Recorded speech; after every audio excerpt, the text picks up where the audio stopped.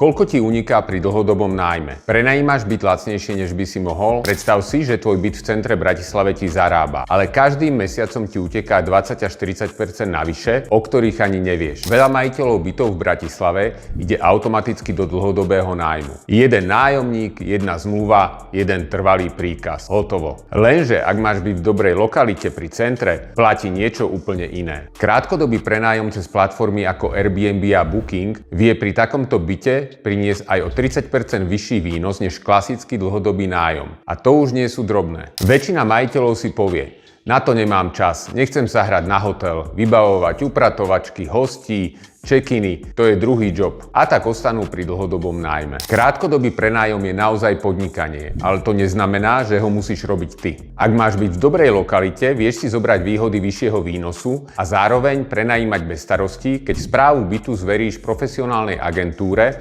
ktorá rieši hostí, kalendáre, upratovanie aj komunikáciu. Ty vidíš čísla a máš kontrolu nad bytom. Nie druhú pracovnú smenu. Ak máš byt v okolí centra Bratislavy a prenajímaš ho dlhodobo, napíš mi správu. Pozrieme sa na tvoj konkrétny byt a čísla bez záväzkov, nič nepodpisuješ. Len zistíš, koľko ti môže krátkodobý prenájom reálne zarobiť navyše. Veľa zdaru, prenajímajte bez starostí.